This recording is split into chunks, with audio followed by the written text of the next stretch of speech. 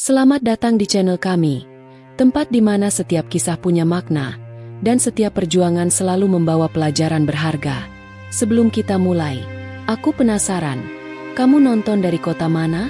Tulis di kolom komentar ya, biar kita bisa saling mengenal lebih dekat. Jangan lupa dukung channel ini dengan klik tombol like dan subscribe, agar kami bisa terus menghadirkan cerita-cerita inspiratif untukmu. Aktifkan juga lonceng notifikasinya, supaya kamu tidak ketinggalan kisah menarik berikutnya. Sekarang, mari kita mulai ceritanya. Sebuah Toyota Alphard hitam melaju perlahan menembus keramaian Jakarta yang terik. Di kursi belakang, Rizky duduk dengan tangan terlipat di dada, menatap keluar jendela dengan tatapan kosong. Meskipun ia mengenakan jas hitam pekat yang mahal dan sepatu kulit mengkilap, hatinya terasa sunyi. Pak Supri, sopirnya, mengingatkan bahwa mereka akan sampai dalam 15 menit. Rizky hanya mengangguk pelan.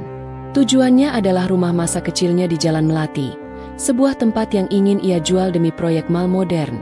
Namun di balik itu, ada luka lama yang belum sembuh tentang istrinya, Sari. Mobil berhenti di depan sebuah rumah tua yang memprihatinkan. Pagar kayunya miring, dan rumput liar tumbuh setinggi lutut. Rizky melangkah keluar, menghirup udara yang berbau tanah basah dan kayu tua, aroma masa lalu. Ia datang untuk mengambil foto dokumen penjualan, namun ia menyadari sesuatu yang aneh. Rumput di teras depan tampak sering diinjak. Saat ia mendekati jendela yang berdebu, ia melihat cahaya lampu kuning yang lembut dari dalam rumah yang seharusnya kosong selama 10 tahun itu. Jantungnya berdegup kencang karena ketakutan dan rasa penasaran. Rizky mengetuk pintu dengan keras. Langkah kaki ringan terdengar dari dalam, dan pintu terbuka sedikit. Seorang perempuan muncul. Wajahnya pucat namun familiar. Rizky membeku. Ia mengenal mata coklat hangat itu dan tanda lahir kecil di dekat telinga kirinya. "Sari?" bisiknya dengan suara gemetar. Perempuan itu, istrinya yang dinyatakan meninggal dalam kecelakaan 10 tahun lalu, berdiri tepat di hadapannya, nyata dan bernapas. Sari mencengkeram pintu dengan tangan yang gemetar, menatap Rizky dengan campuran rasa takut dan tidak percaya. Tiba-tiba, seorang anak laki-laki kecil berlari menghampiri Sari. Anak itu berusia sekitar 9 tahun, berambut ikal, dan mengenakan kaos biru bergambar dinosaurus. Saat anak itu menatap Rizky, Rizky merasa dunianya runtuh. Anak itu memiliki hidung, bentuk wajah, dan telinga yang persis miliknya. "Ibu, siapa orang ini?" tanya anak itu dengan berani namun takut. Sari menarik anak itu protektif ke dalam pelukannya. Rizky menyadari bahwa selama 10 tahun ia hidup dalam kebohongan, sementara anaknya tumbuh tanpa pernah ia ketahui keberadaannya. Setelah Sari mengusirnya dengan penuh amarah, Rizky kembali ke rumah itu saat Sari sedang pergi. Menggunakan kunci lama, ia masuk dan naik ke lantai atas. Di kamar tidur yang sederhana, ia menemukan sebuah buku catatan lama berisi tagihan rumah sakit yang sangat banyak. Di dalamnya terselip sebuah akta kelahiran. Nama, Farhan. Ibu, Sari. Ayah, tidak diketahui. Tanggal lahirnya menunjukkan Sari sedang mengandung saat kecelakaan palsu itu terjadi. Rizky terduduk di tepi tempat tidur, memegang kertas itu dengan air mata yang mulai jatuh, menyadari penderitaan yang harus dilalui Sari sendirian. Sari kembali dan mendapati Rizky di sana. Kali ini, ia tidak mengusirnya, melainkan menceritakan kebenaran yang pahit. "Ibumu tidak pernah menginginkanku," kata Sari dengan suara pecah. Ia menceritakan bagaimana Ibu Ratna mengancam akan membunuh bayi mereka jika Sari tidak menghilang dan berpura-pura mati dalam kecelakaan yang direkayasa. Ibu Ratna membayar orang untuk membakar mobil kosong di jembatan tol untuk menipu polisi dan Rizky. Sari terpaksa melarikan diri ke kota lain dan melahirkan sendirian. Hidup dalam kemiskinan hanya untuk melindungi Farhan dari kekuasaan Ibu Ratna. Dengan kemarahan yang membara, Rizky pergi ke rumah ibunya di Pondok Indah. Ia masuk tanpa mengetuk dan meneriakkan nama ibunya. Ibu Ratna muncul dengan tenang, mengenakan kebaya sutra dan mutiara. Rizky mengungkapkan bahwa ia tahu Sari masih hidup. Ibu Ratna tidak menyesal, Ia malah berkata bahwa ia melakukan itu demi masa depan Rizky agar tidak terhambat oleh perempuan miskin. "Aku menyelamatkanmu dari kesalahan," kata ibunya dingin. Rizky menatap ibunya dengan rasa jijik, menyadari bahwa wanita yang ia hormati selama ini adalah seorang monster yang menghancurkan keluarganya. Ayah Rizky, Pak Hendra, yang sudah bercerai dari Ibu Ratna, datang membawa bukti tambahan. Ia memberikan map berisi laporan bank dari 9 tahun lalu yang menunjukkan transfer besar ke sebuah perusahaan keamanan ilegal bernama Jasa Keamanan Nusantara. "Ini bukti pembayaran untuk merekayasa kecelakaan Sari," kata Pak Hendra. Ia juga menemukan email rahasia yang mengonfirmasi bahwa mobil telah disingkirkan sesuai perintah. Dengan bukti ini, Rizky memiliki kekuatan untuk menjatuhkan ibunya jika ia terus mengganggu Sari dan Farhan. Ibu Ratna bergerak cepat dengan melaporkan Sari sebagai penghuni liar. 2 mobil polisi tiba di rumah Jalan Melati. Sari dan Farhan sangat ketakutan. Rizky berdiri di depan pintu, menghalangi petugas. Ia dengan tegas menyatakan bahwa Sari adalah tamunya dan memiliki izin untuk tinggal di sana. Ketegangan memuncak saat Farhan menangis di belakang ibunya. Rizky berjanji pada polisi dan keluarganya bahwa ia akan menyelesaikan masalah kepemilikan ini secara hukum, memaksa polisi untuk pergi untuk sementara waktu. Rizky membawa Agus, pria yang disewa Ibu Ratna 9 tahun lalu, untuk berhadapan langsung dengan ibunya. Di ruang tamu mewah itu, Agus mengakui semua perbuatannya di depan Ibu Ratna. "Ibu membayar kami untuk menakuti perempuan ini dan membakar mobilnya," kata Agus gemetar. Ibu Ratna terpojok, topeng ketenangannya hancur. Rizky menyodorkan dokumen perjanjian agar ibunya menjauh dari Sari dan Farhan selamanya, atau ia akan melaporkan semua bukti ini ke polisi dan mengirim ibunya ke penjara. Setelah semuanya tenang, Rizky duduk bersama Farhan di teras rumah. Dengan air mata di matanya, ia menjelaskan bahwa dialah ayah yang selama ini Farhan tanyakan. "Aku minta maaf karena tidak ada di sana saat kau tumbuh," bisik Rizky. Farhan menatapnya lama, lalu perlahan memeluk Rizky dengan erat. "Jangan pergi lagi," kata Farhan lirih. Rizky membalas pelukan itu, berjanji di dalam hati bahwa ia tidak akan pernah membiarkan siapapun memisahkan mereka lagi. Sari melihat dari kejauhan dengan senyum penuh haru. Malam itu, di meja makan kecil yang sederhana, Rizky, Sari, dan Farhan makan bersama untuk pertama kalinya sebagai sebuah keluarga. Tidak ada kemewahan, hanya nasi goreng dan kehangatan yang tulus. Rizky menatap istri dan anaknya, menyadari bahwa kekayaan sejati bukanlah apartemen mewah atau bisnis properti, melainkan kehadiran mereka. Kebohongan ibunya memang mencuri 10 tahun hidup mereka, namun cinta mereka terbukti lebih kuat dari segala pengkhianatan.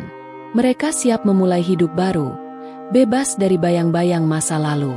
Keesokan paginya, Rizky membantu Sari dan Farhan berkemas. Mereka meninggalkan rumah tua di Jalan Melati untuk pindah ke rumah baru yang lebih aman dan nyaman. Meskipun rumah itu penuh dengan kenangan pahit, ada rasa lega saat Rizky mengunci pintu kayu itu untuk terakhir kalinya. Farhan membawa tas punggung roketnya dengan semangat, sementara Sari tersenyum menatap Rizky, menyadari bahwa pelarian panjang mereka telah berakhir. Rizky membawa Sari dan Farhan ke sebuah lapangan basket lokal di sore hari yang cerah. Ia menepati janjinya untuk mengajari Farhan bermain basket. Meskipun Rizky masih mengenakan kemeja formalnya, ia melepaskan jasnya dan tertawa lebar saat Farhan berhasil memasukkan bola kering untuk pertama kalinya. Di pinggir lapangan, Sari duduk memperhatikan mereka dengan perasaan damai, melihat 2 orang yang paling ia cintai akhirnya bersama. Rizky berdiri di balkon apartemen barunya yang kini dihuni oleh Sari dan Farhan. Ia membuang dokumen lama tentang proyek mal di Jalan Melati ke dalam tempat sampah. Ia memutuskan untuk membatalkan seluruh proyek tersebut dan membiarkan lahan itu tetap menjadi bagian dari sejarah mereka. Sambil menatap lampu-lampu Jakarta, ia merasakan tangan Sari menggenggam tangannya. Mereka bukan lagi bayang-bayang, melainkan sebuah keluarga yang utuh dan kuat menghadapi hari esok. Rizky mengajak Farhan ke sebuah toko buku besar di pusat kota. Ia ingin menebus waktu yang hilang dengan memberikan segala fasilitas pendidikan yang terbaik untuk putranya. Sambil berjalan di antara rak buku yang tinggi, Farhan menunjuk sebuah buku tentang astronomi dengan antusias. Rizky tersenyum, bukan senyum formal bisnisnya, melainkan senyum tulus seorang ayah. Ia membelikan Farhan beberapa buku dan teleskop kecil, berjanji bahwa mereka akan melihat bintang bersama malam nanti.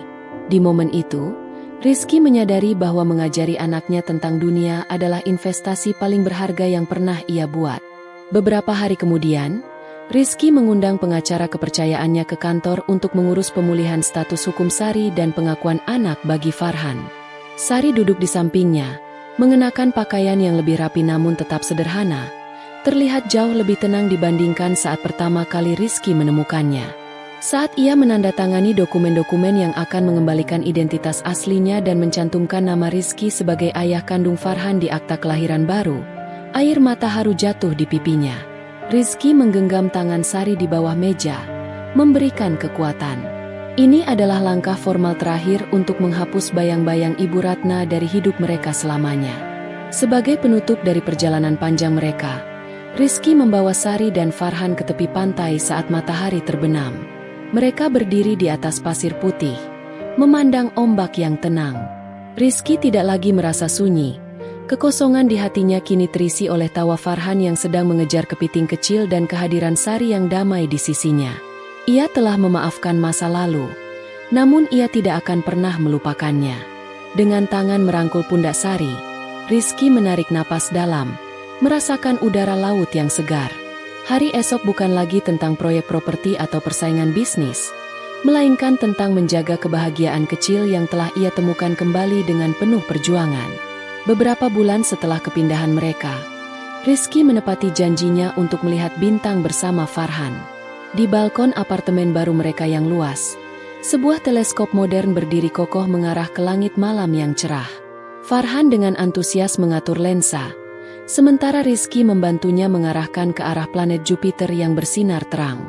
Cahaya kota Jakarta berkelap-kelip di kejauhan, tapi bagi Rizky, cahaya di mata Farhan jauh lebih terang.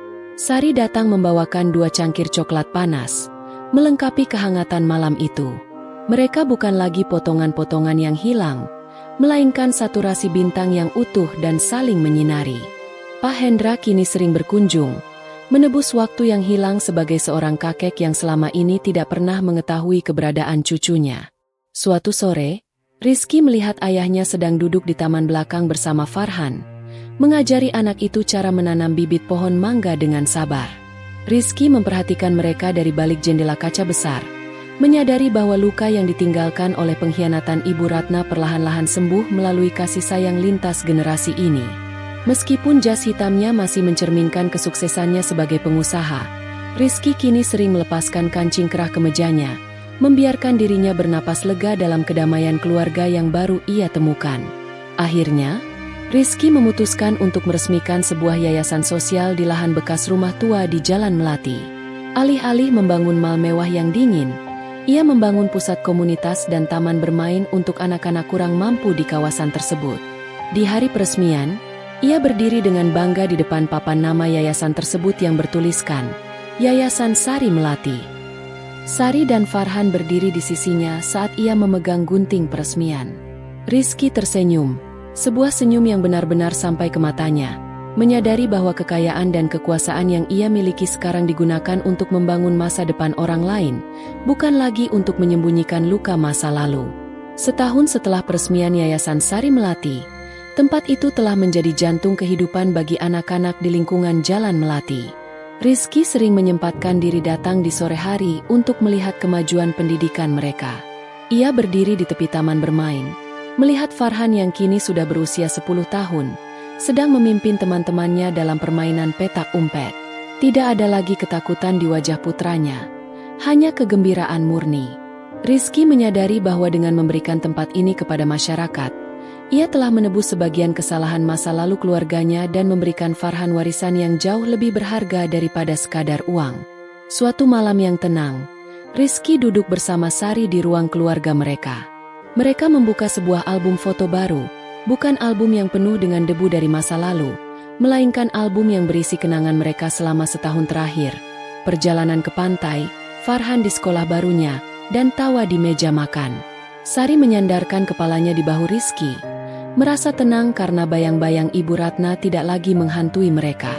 Rizky tahu bahwa meskipun luka 10 tahun itu tidak akan pernah benar-benar hilang, cinta mereka telah menciptakan ruang baru yang cukup luas untuk kebahagiaan mereka tumbuh kembali dengan kuat. Kembali di kantornya yang megah di pusat kota, Rizky menatap pemandangan Jakarta dari jendela kacanya. Namun, kali ini, ia tidak merasa sunyi. Di atas meja kerjanya yang luas, terdapat sebuah bingkai foto baru. Foto dirinya, Sari, dan Farhan yang tersenyum lebar di depan rumah baru mereka. Ia mematikan lampu kantornya, siap untuk pulang tepat waktu untuk makan malam keluarga. Ia bukan lagi sekadar pengusaha yang mengejar angka, melainkan seorang ayah dan suami yang tahu persis kemana arah tujuannya. Kegelapan masa lalu telah sepenuhnya tergantikan oleh cahaya kecil yang ia temukan kembali di rumah tua Jalan Melati. Beberapa tahun berlalu, dan Yayasan Sari Melati telah berkembang menjadi mercusuar harapan bagi warga sekitar. Pada suatu acara perayaan ulang tahun yayasan yang meriah, Rizky berdiri di atas panggung kecil yang dihiasi bunga-bunga segar. Di sampingnya, Farhan yang kini sudah beranjak remaja tampak bangga mengenakan kemeja batik yang serasi dengan ayahnya. Rizky memberikan pidato singkat tentang pentingnya integritas dan cinta di atas segalanya. Sari, yang kini mengelola yayasan tersebut dengan penuh dedikasi, menatap dari barisan depan dengan mata yang berbinar penuh kebanggaan. Ini bukan lagi tentang menebus kesalahan, melainkan tentang membangun masa depan yang berkelanjutan bagi banyak orang. Di sore hari yang tenang di taman belakang rumah mereka, Rizky duduk di bangku kayu sambil mengamati Sari yang sedang merawat tanaman anggreknya. Farhan terlihat sedang asyik membaca buku astronomi di bawah pohon mangga yang ditanam Pak Hendra beberapa tahun lalu. Keheningan yang menyelimuti mereka kali ini bukan lagi keheningan yang menyakitkan, melainkan ketenangan yang didapat dari perjuangan panjang. Rizky menyadari bahwa meskipun masa lalu tidak bisa diubah, mereka telah berhasil menulis bab baru yang jauh lebih indah. Ia menggenggam tangan Sari saat istrinya itu menghampirinya, merasakan kehangatan yang meyakinkan bahwa mereka akhirnya benar-benar pulang ke rumah yang sesungguhnya. Sebagai penutup dari perjalanan yang penuh lika-liku ini, Rizky membawa Sari dan Farhan kembali ke lokasi jembatan tol tempat kecelakaan palsu itu dulu terjadi. Namun, kali ini tujuannya bukan untuk meratap. Mereka membawa sebuket bunga mawar putih dan meletakkannya di tepi jalan sebagai simbol pelepasan beban masa lalu. Rizky memeluk bahu Sari dan Farhan dengan erat sambil menatap matahari yang perlahan tenggelam di cakrawala. Bayang-bayang Ibu Ratna kini telah benar-benar sirna, digantikan oleh cahaya cinta yang tak tergoyahkan. Mereka berbalik meninggalkan tempat itu dengan langkah mantap, siap menghadapi apapun yang ditawarkan oleh masa depan dengan hati yang utuh. Beberapa tahun berlalu, dan Farhan kini telah tumbuh menjadi seorang remaja yang cerdas dan penuh empati. Rizky sering mengajaknya berdiskusi tentang masa depan, bukan hanya soal bisnis properti, tetapi juga tentang nilai-nilai kemanusiaan yang ia pelajari dari masa lalunya yang pahit. Di suatu sore yang sejuk, mereka bertiga duduk di gazebo rumah baru mereka yang dikelilingi taman asri, merencanakan ekspansi Yayasan Sari Melati ke kota lain agar lebih banyak anak yang terlindungi dari ketidakadilan. Rizky menatap Farhan dengan rasa bangga yang tak terlukiskan, menyadari bahwa putranya kini memiliki ketegasan seorang pemimpin namun dengan hati yang selembut ibunya. Diskusi itu bukan sekadar rencana kerja, melainkan sebuah ikatan yang semakin memperkuat fondasi keluarga mereka. Rizky memutuskan untuk menuangkan seluruh perjalanan hidupnya ke dalam sebuah buku autobiografi yang jujur. Ia tidak menulis untuk memamerkan kekayaannya, melainkan untuk memberikan peringatan bagi orang lain tentang betapa bahayanya keserakahan dan manipulasi yang dibungkus dengan nama cinta. Di ruang kerjanya yang tenang, ia menuliskan setiap detail tentang pengkhianatan ibunya dengan rasa pengampunan namun tetap teguh pada kebenaran. Sari selalu ada di sisinya, membantu menyunting setiap bab dan memastikan bahwa pesan tentang ketabahan dan cinta yang tulus tersampaikan dengan baik. Buku itu nantinya menjadi sangat populer, menginspirasi banyak keluarga untuk mengutamakan kejujuran di atas segalanya. Dan bagi Rizky, proses menulis ini adalah bentuk terapi terakhir untuk benar-benar melepaskan sisa-sisa lukanya. Sebagai penutup dari bab panjang perjuangan mereka, Rizky membawa Sari dan Farhan melakukan perjalanan spiritual ke sebuah perbukitan yang sunyi. Saat fajar menyingsing, Mereka berdiri bersama di puncak bukit, menatap matahari yang perlahan naik menerangi dunia. Rizky merasakan kedamaian yang belum pernah ia rasakan sebelumnya.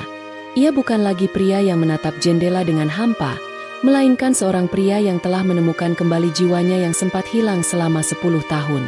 Mereka saling berpegangan tangan, berjanji bahwa apapun tantangan yang akan diberikan oleh masa depan, mereka akan menghadapinya sebagai satu kesatuan yang tak terpisahkan.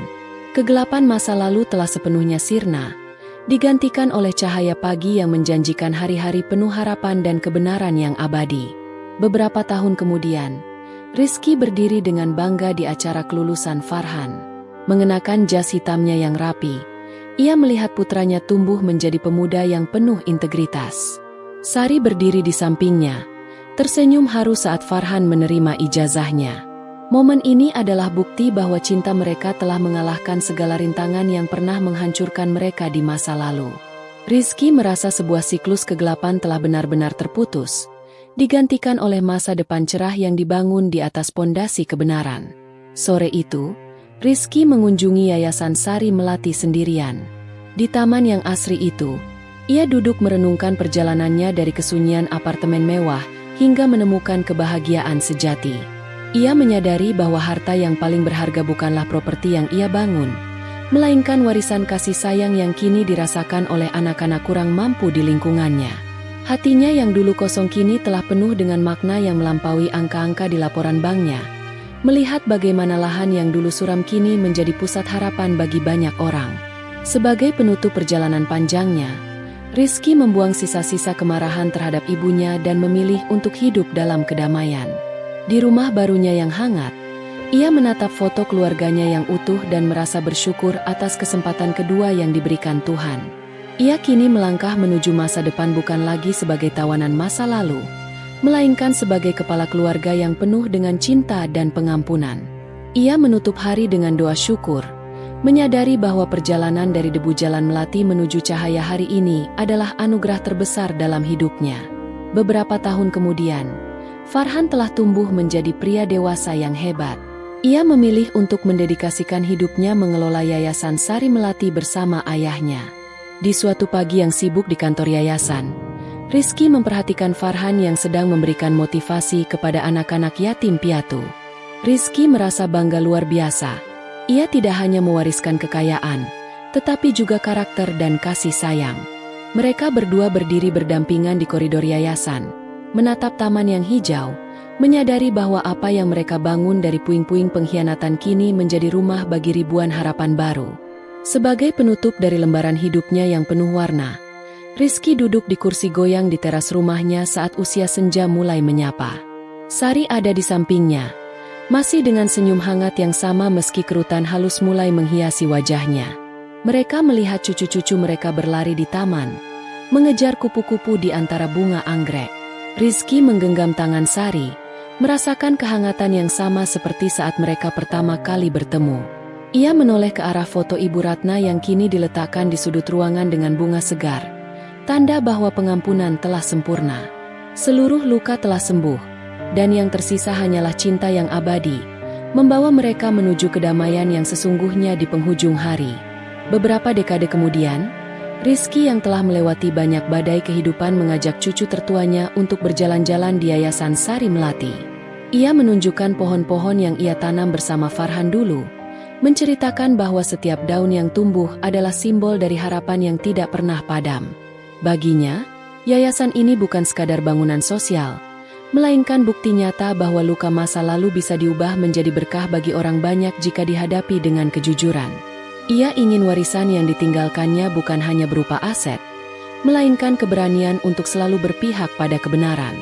Di kesunyian ruang kerjanya yang dipenuhi buku, Rizky seringkali duduk terdiam sambil memegang kunci besi tua yang sudah berkarat.